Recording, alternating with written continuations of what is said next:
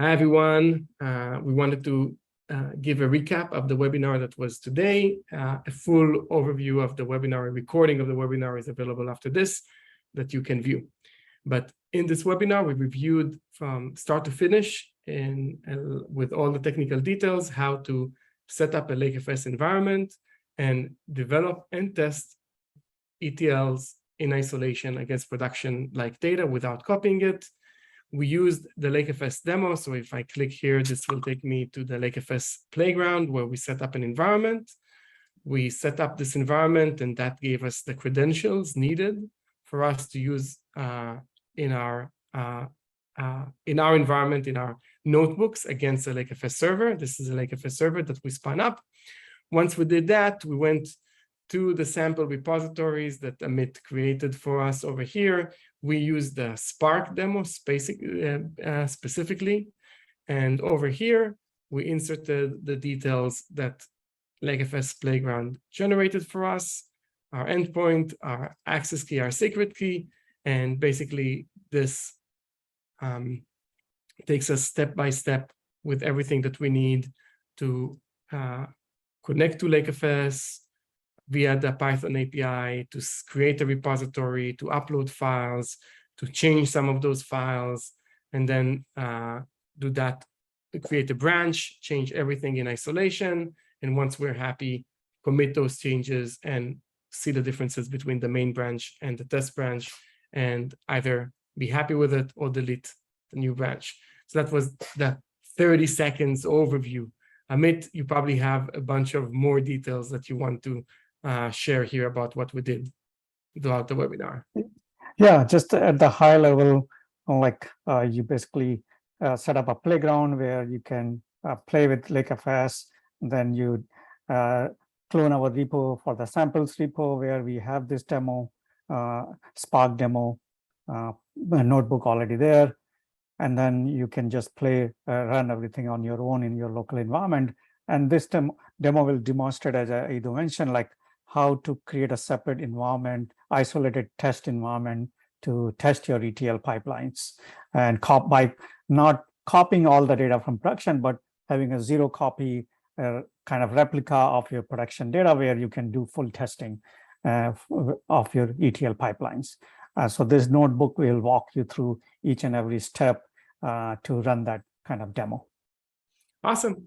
Thanks, Amit. This was fun. And the full recording of the webinar for anyone that is interested is following this.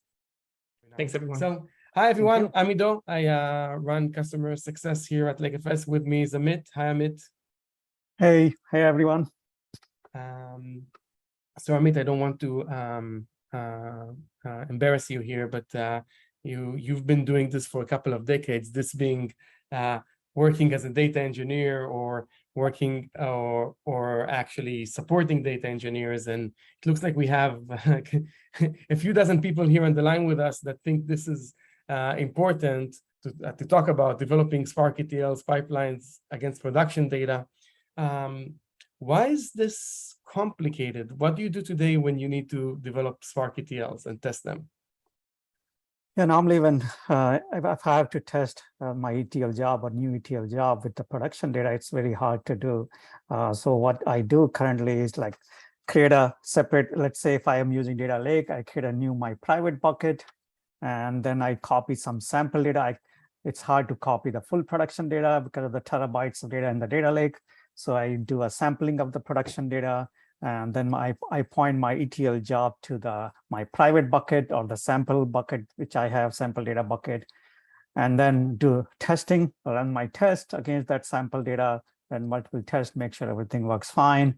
And when I'm satisfied, then I point my ETL job to the production data, and then kind of deploy and move into production, hoping that everything will work fine. Because during my testing, I could not do my full testing with the scalability and performance I did with the sample data only. So when I move to production, I hope and pray that everything will go fine. So that's the challenge I currently face. Yeah, sounds like fun. It also sounds like a long process with a lot of manual steps where things can break to the point that you actually might need to, in the middle, restart. Yeah. Sometime I have to go back and restart the whole process again, and then hope and pray everything goes fine.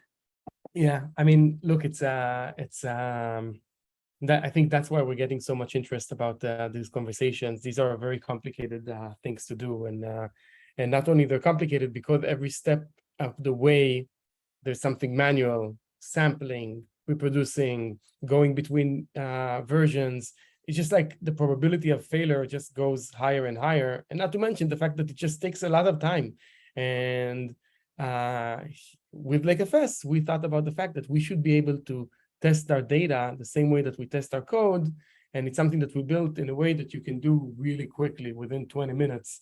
And we're actually going to show how to do this within 20 minutes today on this webinar. But maybe before that, just to give a little bit of understanding of what lakeFS is that we're going to use for this use case. Basically, lakeFS sits on top of the object store. That can be S3, that can be Azure Blob, that can be Min.io, it can be anything, any object store that supports S3 or Azure Blob. And it provides git-like capabilities, merge, branch, revert through an API. So the ecosystem of tools that we have can either access the object store the same way that they always have, or they can access the object store through lakeFS and basically get versioning capabilities. The only difference is that if before we were accessing a collection and a bucket, now we actually include a name of a branch or a commit identifier. So main, which is prod or test or dev, or maybe a mit test yesterday at 3 p.m., assuming a mit that you actually committed yesterday at 3 p.m. And then these Git actions can either be executed through an API call, or they can be executed through a user interface, or through a command line interface. What we're looking at right now is the lakeCTL branch create command that will take the main branch and will create a testing Spark 3 branch out of lakeFS. And again, this is done super quickly. Setting up from the ground up lakeFS is something that you can do in 20 minutes. And we're going to walk you through everything throughout this webinar and have some time to spare for coffee. So the idea is that now that I have engineering best practices, right, Git for my data, if I want to develop and test, all I need to do is branch my production environment, develop against my branch, my isolated branch, and then I can even, if I'm happy with the results of the data, I can merge them back into production. And what that means is that there's no reason for failure. There's no place for failure. This is completely predictable. I work against identical production data. I develop against it. I run my pipelines against it, and I merge back into production just like I do for code. So with that, I think we actually want to see this running. So Amit, I'll turn it over to you. Well, thank you. Let's get to the fun stuff. So let me share my screen. 1 second.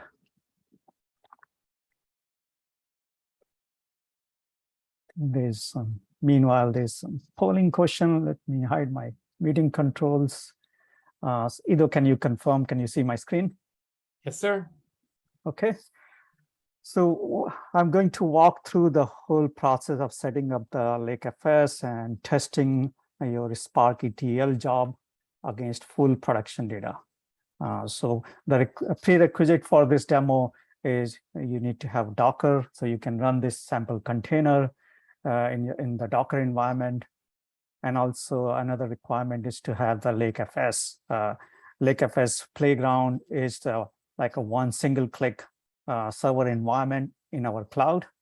So you can get the lakeFS Playground very up and running very quickly in 15 seconds. So those are only two prerequisites. So let's start with the first, with the playground. Let's set up our lakeFS Playground here. So when you go to demo.lakefs.io, you click on this link to go to create the playground. There's something new here. You have robots asking you if you're a human. Yes. Yeah.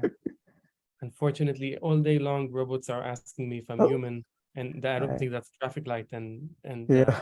The ironic thing is that I often fail. Yeah. Okay, so it will take about like 15 seconds for Playground to up and running. Meanwhile, let's start looking into our sample repository. Let's go to our Git repo. So this is And- lakeFS samples. And this is the same one that we have in the chat, right? That's correct. Yeah, if you click on that link, it will take you to the same repo. From here, you go into, in this sample, there are multiple samples. Today, we are going to look into this Spark and Python demo sample. So click on, go into this.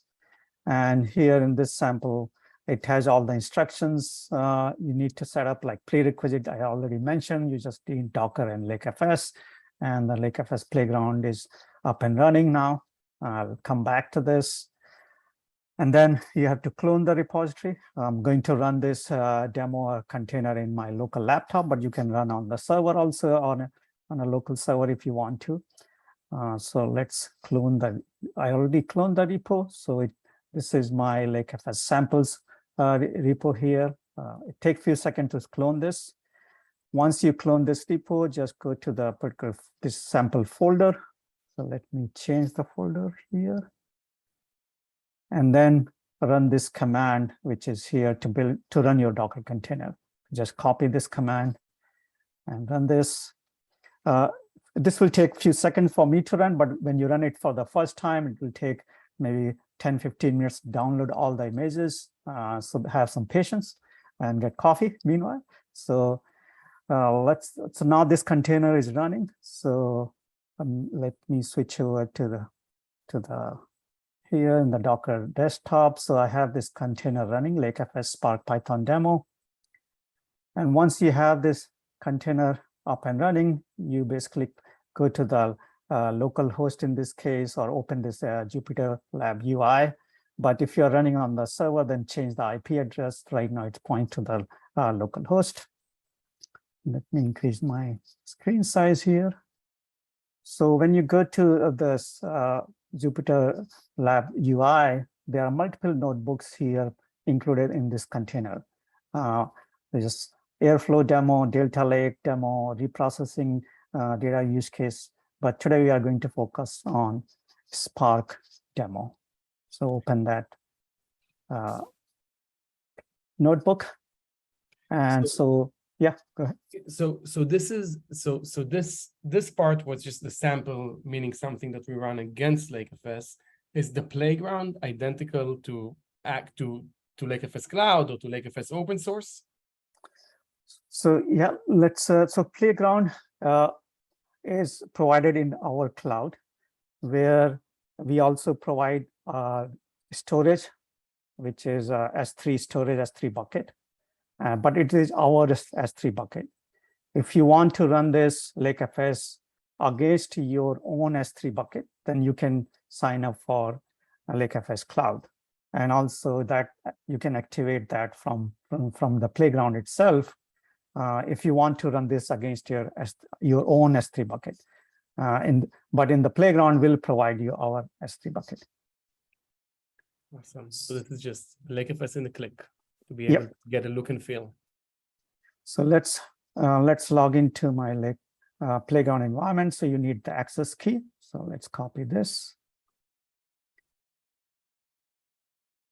And also you need the secret key.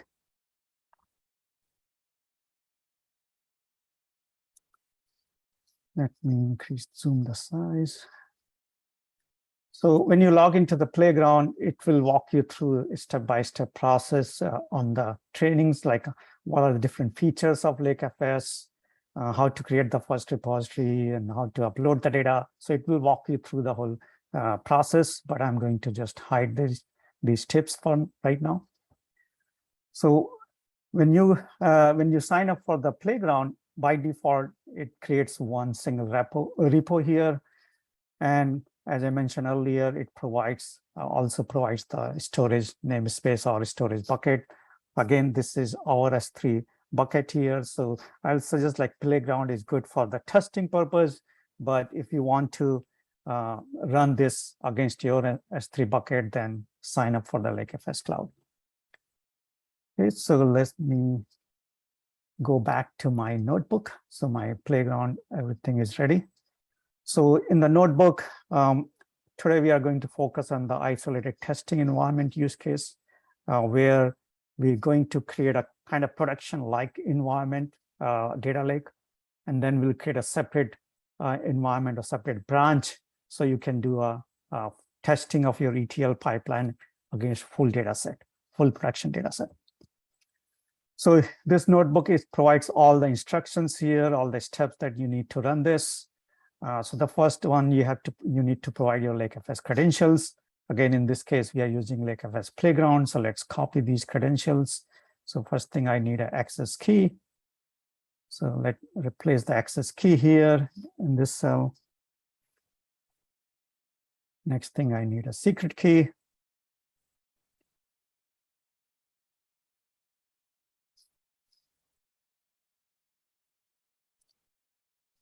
And also need a playground URL.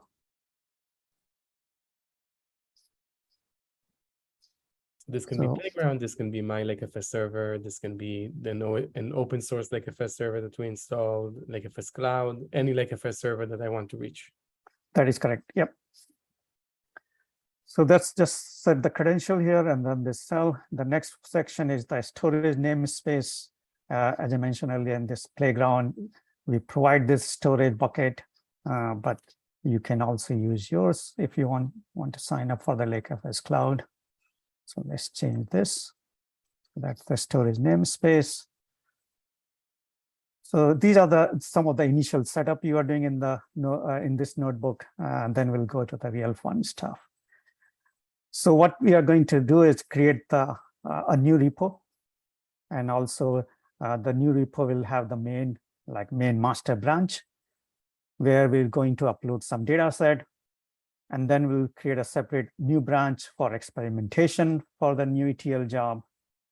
In that experimentation, we'll have some partition to some data, and also we'll upload some data files, test data files. That is also, this test data file is also included here in this within this container. So all the requirements, everything to run this demo is included in this container in this notebook.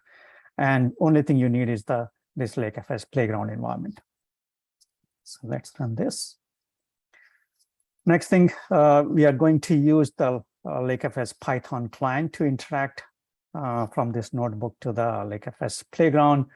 You can do most of these stuff from the UI also. You can create the repository, you can create the branches, everything you can do through the UI, but you can also run this through the Python client using the client API. We can work with multiple different tools. So you can go to our documentation and find all the integration with different tools. So for the Python, let's set up these configuration requirements like access key, secret key, and the lakeFS Playground endpoint, which is set up here on the top cell.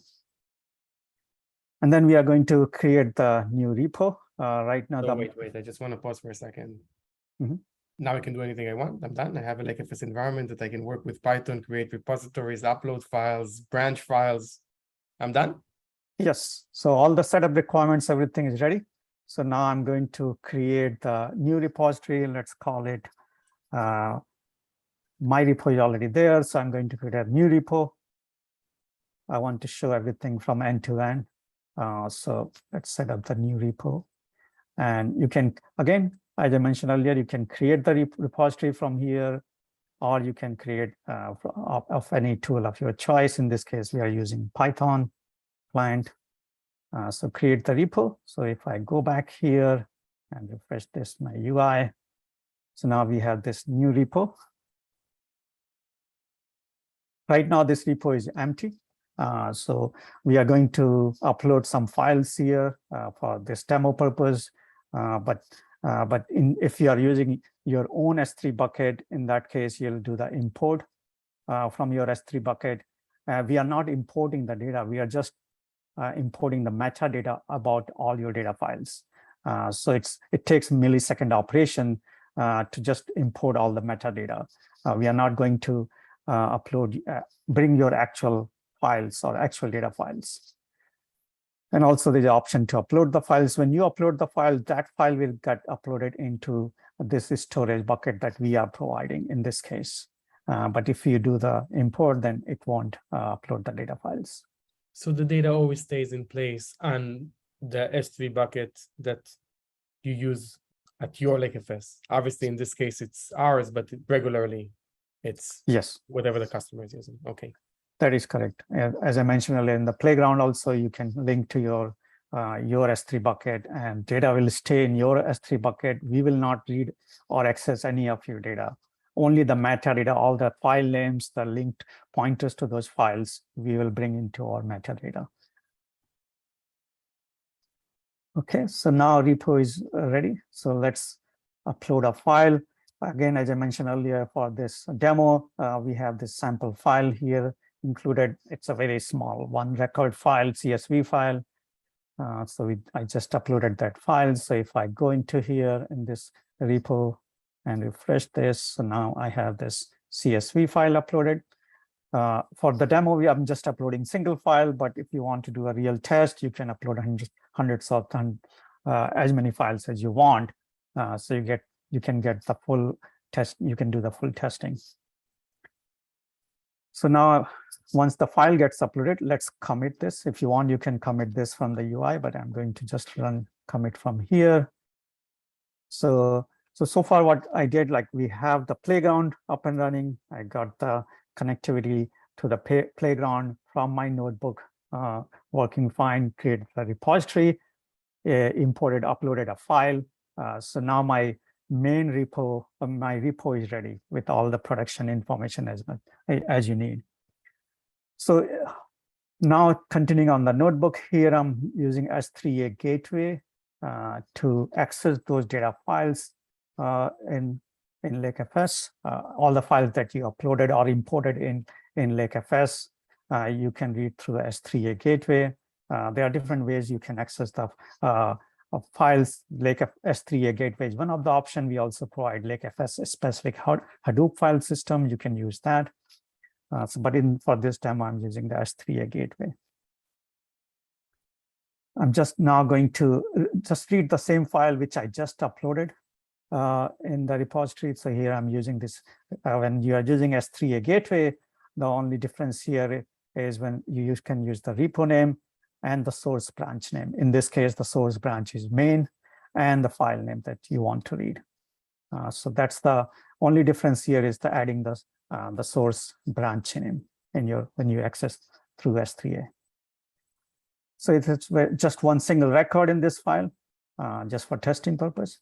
So now the whole environment is ready. So let's say now I got the new ETL job, which I want to test against the full production data. So in this case, I will going to create a new branch. So right now I have just the main branch here, just pulling the list of the branches. You can also see this from the UI. So if I go into the branches here, so far I have only main or master branch. Now I'm going to create a new branch, create a branch. This is a new branch I'm going to create for testing my ETL in the isolated environment. So let's go back to the UI. So here I have this experimentation branch. And if you see both branches, the main and the experiment, both have the same commit ID. So what that means is both branches have pointing to the same data files. Again, this is just the metadata operation. When we create the branch, we are not copying the data. We are just copying the pointers to the file in your S3 bucket. So that's why it was a millisecond operation. So this means that now basically we created a production identical environment in isolation without actually copying anything. That is correct. So I'm not going to touch my main production branch. I'm going to test my ETL job against this new branch, which has exactly same data set, but it's not going to impact any of those data files and not going to change any of those data files. So let's go back to the notebook. So now I have my new branch ready where I can test my ETL job. In this case, for ETL job, I'm going to just partition my data, the previous CSV file on a certain column, but you can run any kind of ETL job that you want. Just to keep the thing simple, I'm just going to partition that that single row column file and partitioning on this particular first column. So this is, again, you can do any kind of ETL work. If you have some Airflow task, a job, you can run it from here. Or if you have another notebook or some Python program, you can invoke it from here. So in this case, I just partitioned the data. Now I can run the difference between my experiment branch and the main branch. So I'm doing the diff branch and printing out the results. So let's just, so just to here in this case, the difference between the main and the experiment branch is that we added a new partition data because that's the ETL job, which I executed here. But again, this is happening, this change is happening only in the experiment branch, not in the main branch. So let me commit the changes here. So now if I go back to the UI and compare, so I look into these two branches, now you'll see this, it has a different commit ID. So the main branch still points to the old commit, but this experiment branch has a different commit ID. And because we did some operation, like in this case, partition data on a certain column. Now, if you want to compare those two branches, you can do this from the UI or also from the Python client. I'm going to compare this main branch to experiment. These are the files which change or the partition the data. You can see those, all the changes here. And also if it is a text file, a CSV file, you can see the file differences also here. So once you compare all this thing, like those two branches again, just to repeat again, there's nothing changed on the main branch. All the changes happen in the experiment branch. So all your testing that you are doing, ETL testing, is happening on the experiment branch without even affecting your production data, but you are experimenting against the full production data set. If you want to merge these changes, all these changes that you made in the data file, you can merge from the UI or you can merge from the notebook, Python client. Or if you are done with your testing, you don't want to make any data changes in your production branch, you can just come here in this and this delete this experiment branch. So once you're done with the testing, nothing changed in your main branch, your production data set, everything remains as is, but you are able to test your full ETL pipeline with production data. So there's a question, there's a couple of questions here. The first one is, how is this done without copying the data? So let me see if I can find a slide to explain that. 1 second, let me open that. So let me explain how it works internally. So in this case, when we create this main branch or we did initial commit, we have maintained the metadata and pointers to those files in your S3 bucket. Again, we are not copying the data, we're just maintaining the metadata. So when I created another branch, experiment branch, we did copy those metadata links only, pointers to those files, not the actual data files, just the pointers to those files. And if the files did not change, those pointers are the same. Like in this case, these files did not change, those are same pointers. But as I create the new partition data set, there was a separate file, new file. That new file is basically a copy and write. So we are creating a new file and maintaining the pointer to that new file in our metadata. So we are not, it's a kind of zero copy operation. When you create a new branch, we are just copying the pointers to those files, not the actual files, but the pointers to those files. Which I think also answers another question, which is what happens when we delete or add new files to the experiment branch? Does it reflect main? And I think the answer is no, because main has a different commit that points to different files. That is correct. Yeah. So main still has these five files, in this case, pointers to these 5 files, while the experiment branch has a new file. Okay, 2 more questions. Sorry for the for that. There's a question about how to decide computation power, where being CPU, RAM, etc. So we actually have sizing instructions in our documentation in docs.lakefs.io. If anybody goes there, there is lakeFS is open source, as you guys know. This is well documented, and there is an explanation of the model as well as the sizing. And of course, I will call out that if anybody is using lakeFS Cloud, then we make sure to scale it among other things. So just so you guys know, that's a great way to size up lakeFS. And there is another question, which is an interesting question. I just don't have a great answer for it, which is to advise on any interesting books or Git repositories about industrial programming. That's a great question, but I don't have a great answer. But if anybody from the team has, you can bring that as a question here to the other team. There's a few dozen people with us today. So if anybody has a good one and they want to post it as a question, feel free to do that. And we'll do that as well. And then there is another question. So if the experiment branch is removed, does lakeFS take care of deleting the now reference data that is only created an experimentation branch? This is yet another excellent question, guys. lakeFS actually has a garbage collection element to it. So basically, and not only that, it's a configurable garbage collection. So you can have different garbage collection policies for different branches. For example, you can choose that for the main branch, which is your production, you wanted to keep data for a year-old data. But for testing branches, I don't know, maybe in a day after you have a commit that you have a file that no longer has any commit pointing to it, you can delete that file. So that is configurable and something that you get out of lakeFS. So I hope I answered all the questions. Oh, there's more. Okay. Does lakeFS detect if two files with the same name have a conflict? That is yet another excellent question. The answer is yes, we do detect.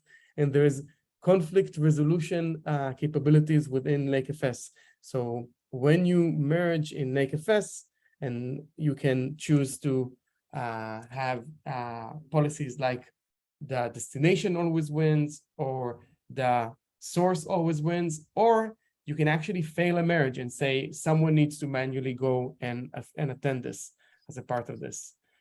So yes, we detect it, and not only that we detect it, we also have ways to work around this. Okay, there's a lot more questions is related to during merge operation. Correct? That is during a merge operation. If more than one things, we have conflict resolutions. That's correct. I'm just going through the continuing questions. Can lakeFS connect to on-prem servers, on-prem Oracle? lakeFS can definitely work on-prem, but a requirement is to work on top of object storage, right? So you can have a MinIO on-prem, you can have a Dell ECS on-prem, but we don't work on databases.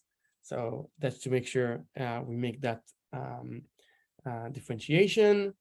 Can your cloud offering connect to my own S3 bucket? It's a very good question. Yes, it does. The cloud offering connects to your own S3 bucket. And we do not, but not only that, the data actually never leaves your S3 bucket. So even though we connect to your S3 bucket, the data never travels. Amit, maybe you can share a little bit of context around the ways to connect to S3 on lakeFS Cloud. Yeah, from the lakeFS Cloud, basically, when you have your S3 bucket, you create your IAM policies, IAM roles, and give us the read permission, read access to that your S3 bucket. When you sign up for a lakeFS Cloud, we provide that the CloudFormation template to create those roles, IAM roles, and provide the access rights to us. So it's very easy to set up to connect to your own S3 bucket from lakeFS Cloud. Yeah, and I think we can do a secure connection, right? I lost the word, excuse me. I lost the terminology of the AWS connection that we can do between us and the customer, but absolutely. Other questions, is lakeFS agnostic to file format? Absolutely, we're completely agnostic to file format. Doesn't matter, you can use any files, you can use open table formats on top of lakeFS, you can use videos, you can use anything that you want. Because we work on the object store level, then it works. Other questions that we have here, can we connect to Git repo directly instead of importing to lakeFS repo? So there is a way to actually, because we're talking about the data and not necessarily the code, there is a way to just point to a bucket and then import that bucket, as opposed to copying the data, which I think Amit mentioned before. So that's a really good way to answer. However, maybe to answer a follow-up question that we typically get when someone asks this, when you commit in lakeFS, you actually have the ability to add tags to that commit. So for example, if you want to say this data was created with this code, you can add you can point to the Git repository that you used for your code and reference that in a commit, or say, okay, this data will be used for training of a specific model, for example. So any type of metadata that you want to add in tags as well. And we do not need access to your file.